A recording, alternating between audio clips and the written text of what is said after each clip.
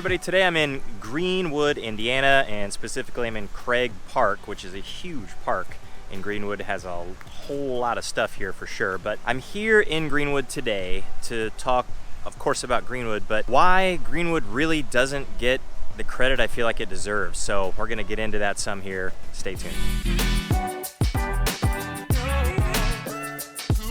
Hey everybody, I'm Jason Compton with the Compton Home Group. Welcome back to the channel. If you want to know everything there is to know about living in Greenwood, Indiana, Indianapolis, Indiana, of course, any of the cities and towns surrounding Indianapolis, then make sure you hit that subscribe button. Also tap the little bell so you're notified every time we do a new video. Now we have people reaching out to us from all over the country, all states, just a lot of states in the country, moving to Indianapolis or the area for all kinds of different reasons. So if you are thinking about, or you know you're moving to Indianapolis or any of the cities and towns that surround Indianapolis, and you have questions, you need help, then make sure that you reach out any way that you know how. We'll absolutely have your back with those questions, and we'll certainly have your back when it comes time for you to make your move to the Indy Metro.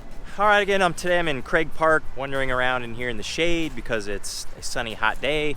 Although I'm probably going to cross the bridge here over Smith Valley Road, which is just off to the south of me right now in just a minute. So probably do that while we're talking. But Greenwood, Indiana, where I am today, is not a very small place. It's actually one of the larger cities that surround Indianapolis. Now, there's roughly 65 or so thousand people here, and it is right against the southern side of Indianapolis. So if you're traveling out of Indy to the south and into Greenwood, it's really hard to tell that you've gone from Indianapolis to Greenwood. They blend together completely. And then around Greenwood, you've got different towns as well. So you've got the town of Bargersville, which is about 10,000, just off to the south and the west of me where I'm right now. You've got Franklin, a city to the south. Now there's maybe just a little bit of distance between Greenwood and Franklin, but Franklin's a small city, not minuscule, about 26,000 people or so. So it's definitely enough to say that, hey, it's pretty populated. So actually heading out across here into the sun now. But Greenwood, of course, with Indianapolis to the north, Bargersville, Franklin, it's surrounded by a lot,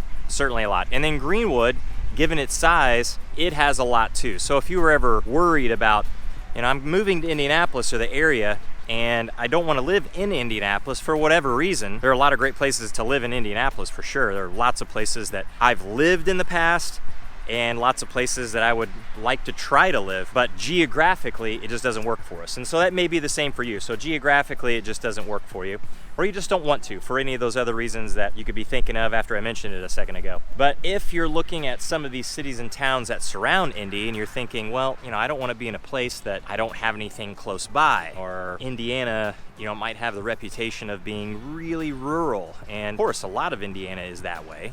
Definitely. And if you get over into neighboring Ohio, if you get into Illinois, if you get into a lot of the states in the Midwest, in fact, a lot of the states across the country, most states are pretty rural. Got cities, but in between those cities, it's definitely rural. So Indiana is no different with that. So if you get outside of Indianapolis, you might think I might be in one of those rural spots, but for the most part, you aren't. So there's 900,000 or so people in Indianapolis. So if you had an Indianapolis address, 900,000 or so people, but in the whole metro, everything just kind of connected to Indy, there's roughly 2 million people. So it's not a small space, not a small area, and geographically wide. It covers a lot of ground for sure. So if you end up in a place like Greenwood, you're close to everything. Now, Greenwood, to me, I feel like it doesn't get the credit that it deserves. A lot of the credit, or a lot of the well-known places outside of Indianapolis to live, are on the north side, like Carmel and Fishers. But you also have Westfield, Noblesville, and Zionsville. Carmel and Fishers especially, they've kind of been the darlings of different media outlets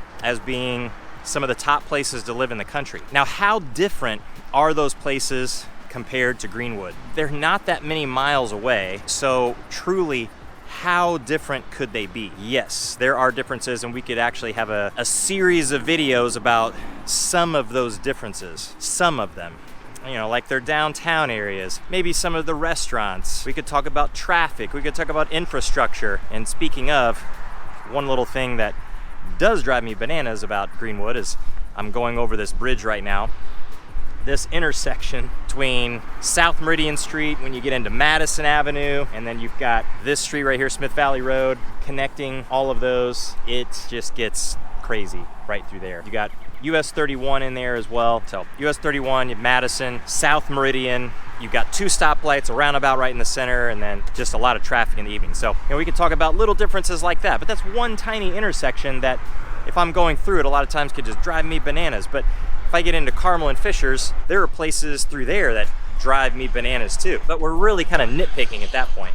So if you're starting to put together a place that is a top-rated place to live, I think you're kind of nitpicking there too. And also, it's not that Carmel and Fishers are bad places to live. Far from it. Not bashing them whatsoever. I lived in Fishers for 16 years, a long time, and I would live there again without an issue. I would live in Carmel. I would live in Greenwood. I would live all over Indianapolis, because a lot of the reasons that a person would or wouldn't are subjective. They're oftentimes a matter of opinion. Greenwood, compared to those places, can be comparable in a lot of ways. And in fact, some ways, Greenwood can be advantageous compared to those other cities. So one way is affordability. So affordability in Carmel and Fishers, now when you compare it to the rest of the country, it's still quite affordable, honestly. So how much home you get, the fact that you're not exactly all the time, sometimes you can be, the houses can be close together, but sometimes you're not right on top of your neighbors. It's definitely a big bang for your buck if you compare it to places in New York or California and other parts of the country too. So it might be expensive. Let's say you're buying a $500,000 or $600,000 home, but you're probably going to get a lot of home. You're going to get at least 4 bedrooms. You're probably going to get a basement with that. So you're getting a lot for the money. But Greenwood, on average, is less expensive than what you're going to find in Carmel and Fishers. So that's certainly one advantage. And you can find a home in Greenwood that is just as nice as a home in Carmel or Fishers or any other towns and suburbs surrounding Indianapolis, without a doubt. So that's one thing that I feel like Greenwood should be on the radar for, is that, hey, you can afford a little bit more here. Now, if the word got out too much, of course, the demand would go up and the prices would go up, but that's the way it is right now, and that's really the way it's been for a number of years. Actually quite a long time. And then if you're moving into Greenwood and you have a family, schools are usually a concern for most people, unless they're going to a private school, and then a lot of times it's just about which private school and how close am I going to be to that school. So if you get into Greenwood though, with a Greenwood address, you could be in any one of 3 different school districts. You could be in Greenwood Community Schools, which are very highly rated. You could be in Center Grove Community Schools, which are definitely very highly rated.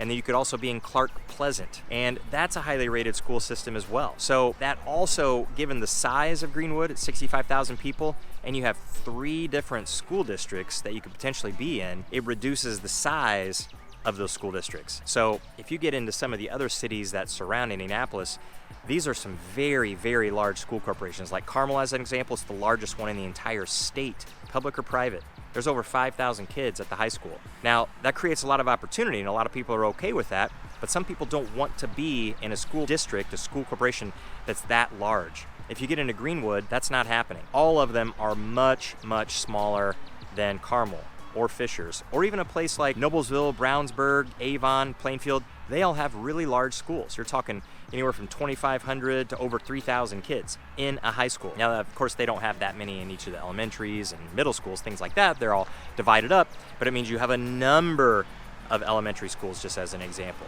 all over the place. And they can have different features or different ratings depending on where they are. And that's all stuff that, of course, you'd have to research. But getting into Greenwood, you've got that division, and it reduces the size considerably. And as far as things to do in Greenwood, Greenwood has phenomenal parks. It's extremely close to Indianapolis, and in some parts of Greenwood, it's closer to Indianapolis than a lot of other cities that surround Indy. If getting to downtown is something that you do on a regular basis, like going to a Pacers game or a Colts game or Indianapolis Indians game or the Indy 11, the soccer team, or any of the museums in downtown Indy, there's a lot to do in downtown Indy. The zoo is right in downtown Indy, and you've got a whole lot more than that. You've got some of the best restaurants around Indianapolis. In Indianapolis, don't let a lot of people fool you. There's a lot of great restaurants around Indianapolis. You're very close, for the most part, unless you get way southern Greenwood, then it might be equidistant to some of the other cities, but that's another advantage to it as well. But it's subjective. You might not care about being closer to Indianapolis. You might just live in your city. You're going to stay there for the most part, almost all the time, and you want to know what there is in that particular city.